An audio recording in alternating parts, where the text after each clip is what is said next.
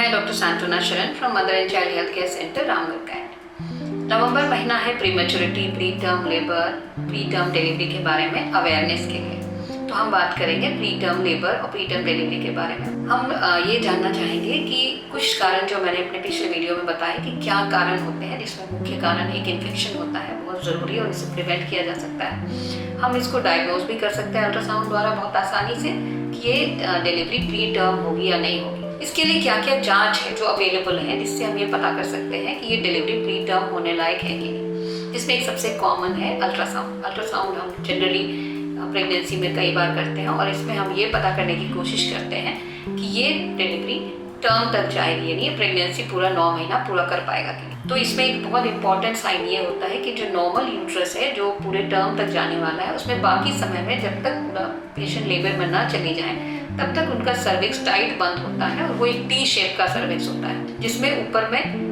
बिल्कुल इंटरनल ऑस और external ऑस close है और बीच में एक टी जैसा साइन बना हुआ है। अगर इसमें कोनाइजेशन शुरू हो गया, इसमें एक वी शेप दिखने लगा, जो छोटा सा वी है ऊपर में, इसका मतलब अंदर से बचदानी का मुंह खुलना शुरू हो गया और जितना लंबा ये वी होता चला जाएगा उतना हम मानेंगे कि इनके सर्विक्स की शॉर्टनिंग हो रही है। नॉर्मल सर्विक्स का लेंथ जो हम सेफ मानते हैं, जिससे हमें ये मालूम होता है कि ये प्रेगनेंसी पूरे 9 महीने तक चली जाएगी, वो 3 सेंटीमीटर है। 3 सेंटीमीटर का सर्विक्स बहुत कम चांसेस है कि वो टाइम से पहले खुल जाए। लेकिन अगर वो सर्विक्स का लेंथ 2.5 सेंटीमीटर से कम है तो इसमें बहुत डर रहता है, बहुत चांसेस रहते हैं कि ये प्रेगनेंसी पूरे टर्म तक प्रेगनेंसी को होल्ड ना कर पाए सर्विक्स और टाइम से पहले वो खुल जाए, टाइम से पहले वो टेकन अप हो जाए। दूसरा जो हम अल्ट्रासाउंड से ये पता कर सकते हैं कि अगर वो मल्टीपल प्रेगनेंसी है, 1 या 2 से ज़्यादा बच्चे हैं, कई बार ऐसा होता है IVF के द्वारा, कई बार हम जो असिस्टेड इनफर्टिलिटी ट्रीटमेंट करते हैं उसकी वजह से, और कई बार नेचुरली भी अगर मल्टीपल प्रेगनेंसी है तो काफ़ी चांसेस होते हैं कि ये प्रेगनेंसी पूरे टर्म तक नहीं जाएगा और बच्चे टाइम से पहले जन्म ले लेंगे। उसके लिए हम माँ को बिल्कुल अवेयर रखते हैं, फैमिली को बता के रखते हैं कि ऐसा हो सकता है और हमारी पूरी तैयारी रहती है कि बच्चा जितने दिन भी अंदर रहे उसमें मैच्योरिटी के लक्षण जल्दी से प्रकट हो जाए। कुछ टेस्ट हैं जैसे हम करते हैं नॉन स्ट्रेस टेस्ट CTG, जिसमें हम लोग कंटिन्यूसली बच्चे के हार्ट को मॉनिटर करते रहते हैं और देखते रहते हैं कि इस तरह के प्री मैच्योर होने के जो चांसेस, उसमें बच्चा कितना स्टेबल है और उसके जन्म लेने के बाद उसको किसी भी तरह के खतरा होने का कितना चांसेस है। तो ये एक बहुत इंपॉर्टेंट टेस्ट है जिसे हम पता करते हैं। तीसरा, हम ये जानने की कोशिश करते हैं कि माँ को कोई इन्फेक्शन है कि नहीं, सिस्टमिक इन्फेक्शन, पूरे बॉडी में कोई इन्फेक्शन है कि नहीं। और जनरली प्री टर्म के लिए बहुत ज़रूरी है कि उनके जो आंतरिक अंग हैं, उनका जो इंटीमेट पार्ट है, उसमें कोई इन्फेक्शन है कि नहीं, वजाइनल इन्फेक्शन या सर्वाइकल इन्फेक्शन, या उनको किसी तरह की कोई ईचिंग हो रही हो, उनको बार बार यूरिन आ रहा हो, कोई यूरिन का इन्फेक्शन हो गया हो, हाई फीवर हो गया हो। तो ये सब हम पहले से टेस्ट करके पता कर सकते हैं कि शरीर में कोई इन्फेक्शन है कि नहीं। इसके लिए वजाइनल स्वाब कल्चर करना और कुछ ब्लड टेस्ट है, ये करा के हम पता कर सकते हैं माँ को कोई इन्फेक्शन है कि नहीं और ये डिलीवरी टाइम से पहले ख़त्म तो नहीं हो जाएगी, बच्चा प्री टर्म तो नहीं हो जाएगा।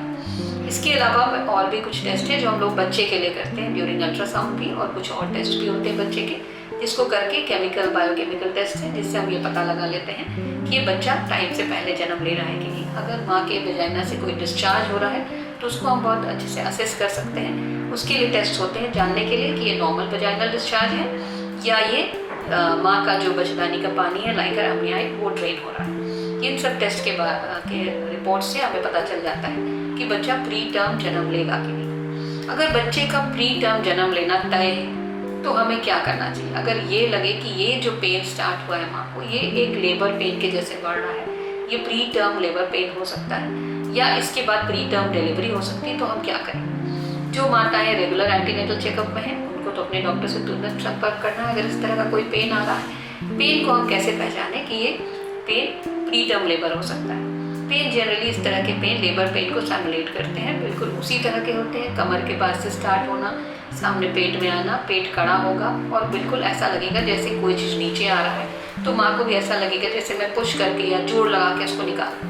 ये पेन समय के साथ धीरे धीरे हर समय इसकी फ्रीक्वेंसी भी बढ़ती चली जाएगी और इसका फोर्स भी बढ़ता चला जाएगा, इसकी इंटेंसिटी भी बढ़ती रहेगी और एक CTG मशीन द्वारा हम हॉस्पिटल में इसको पता कर लेते हैं कि ये पेन जो है वो किस तरह का पेन है। तो इसके लिए अपने डॉक्टर से संपर्क करना है। कई बार हम मरीज को इसके लिए एडमिट कर लेते हैं और कुछ दवाएं देते हैं, कुछ उपाय करते हैं जिससे उनका ये पेन सबसाइड हो जाए। इसके लिए हम कई बार टोकोलाइटिक ड्रग्स इस्तेमाल करते हैं। ये वो दवाएं हैं जो बचदानी में होने वाले संकुचन को, उसके कॉन्ट्रैक्शन को कम कर देती हैं, रोक देती हैं और कई बार बंद कर देती हैं। इसको देने के पहले भी हम कई तरह के टेस्ट करते हैं और ये जानने की कोशिश करते हैं कि इन तरह के दवाओं का माँ या बच्चे पर कोई खराब असर होगा कि नहीं। दूसरा, हम ये पता लगाते हैं कि ये जो इन्फेक्शन है उसको हम कैसे कंट्रोल करें ताकि ये इन्फेक्शन बच्चेदानी में अंदर जाके बच्चेदानी के पानी को संक्रमित ना कर दे, कोरिया ओमनीवाइटिस ना हो जाए। इसके लिए बहुत तरह के टेस्ट होते हैं और जब वो कंफर्म हो जाता है तो जो एंटीबायोटिक सूट करेगा हम वो एंटीबायोटिक देते हैं। इसके अलावा माँ को अगर कोई और प्रॉब्लम है, कोई और उनकी बीमारी है या माँ को कोई और लक्षण है जो उनको हाई ब्लड प्रेशर है, उनको डायबिटीज़ है,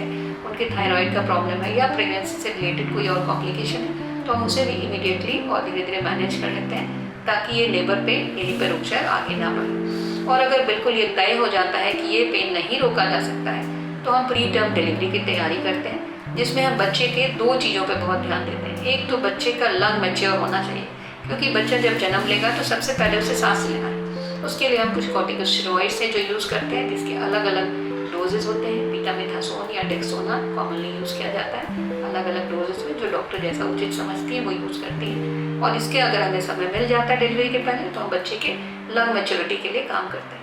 दूसरा, हम कुछ मैग्नीशियम सल्फेट जैसी दवाइयाँ यूज़ करते हैं जिससे बच्चे के दिमाग मैच्योर हो सके, उसके ब्रेन की मैच्योरिटी के लिए भी हम कुछ काम करते हैं। तीसरा, जो हम हॉस्पिटल में तैयारी करते हैं कि बच्चे को डिलीवरी के समय कोई ज़्यादा प्रेशर ना आए, कोई इंजरी ना आए। ये नॉर्मल डिलीवरी होता है तो भी अच्छे से हो जाए, अगर नॉर्मल की जगह हम लोगों को कोई सिजेरियन या असिस्टेड डिलीवरी कराना पड़े तो उसके लिए भी हम पहले से तैयारी कर लेते हैं। इससे बहुत ज़रूरी है कि अगर इस तरह का कोई दिक्कत हो, माँ को पेन आ रहा है या डिस्चार्ज हो रहा है, ब्लीडिंग हो रही है या किसी तरह का कोई पहले से इंडिकेशन है कि प्री टर्म लेबर होने वाला है, तो डॉक्टर से मिलें। इसका बचाव क्या है, हम कैसे बचें इससे कि प्री टर्म लेबर में जाए ही ना। तो जैसे मैंने लक्षण, कारण और उसके इन्वेस्टिगेशन के बारे में बताया, सबसे ज़रूरी है एक हेल्दी लाइफस्टाइल मेंटेन करना। माँ अगर धूम्रपान करती है, माँ अगर अल्कोहलिक है, माँ अगर अपने खाने पीने का ध्यान नहीं रखती, माँ को न्यूट्रिशनल डेफिशिएंसी है, तो ये बहुत बड़ा रीज़न है और ये सबसे इम्पॉर्टेंट रीज़न होता है, क्योंकि इसके ऊपर हम ज़्यादा काम नहीं करते। हम अब मेडिकल ट्रीटमेंट और डॉक्टर से मिलना और दवाओं पर डिपेंड करते हैं। क्या हम कर सकते हैं जिससे प्री टर्म डिलीवरी ना हो? कंसीव करने के और प्रेगनेंसी का भी एक बहुत सूटेबल टाइम है जो 20 से 30 साल के बीच का है। इस समय जो प्रेगनेंसी कंसीव होती है उसमें बहुत तरह के कॉम्प्लिकेशन खुद ब खुद अवॉइड हो जाते हैं। तो प्रेग्नेंट होने का टाइम भी एक निश्चित रहना चाहिए कि उसी समय हम दौरान एक हेल्दी समय में एक हेल्दी मदर कंसीव करें। बहुत ज़रूरी है कि माँ कंसीव करने के पहले प्लानिंग करें। प्लानिंग में हम ये देखते हैं प्री प्रेगनेंसी प्लानिंग में कि माँ पूरी तरह से हेल्दी है। उनको अगर किसी तरह का कोई उनको आदत है, कोई उनके ऐसे हैबिट्स हैं जिसकी वजह से उनको कोई एडिक्शन है, तो हम उनको उसको हटाने के लिए समझाते हैं, उसको दूर करते हैं। कोई इन्फेक्शन है, कोई बीमारी है किसी तरह का और मेडिकल या साइकोलॉजिकल उनको प्रॉब्लम है, कुछ मेंटल इलनेस है, उसे हम ठीक करते हैं ताकि एक खुश माँ, एक हेल्दी बच्चे को जन्म दे और एक हेल्दी मदर के साथ ये सब कॉम्प्लिकेशन बहुत कम होते हैं।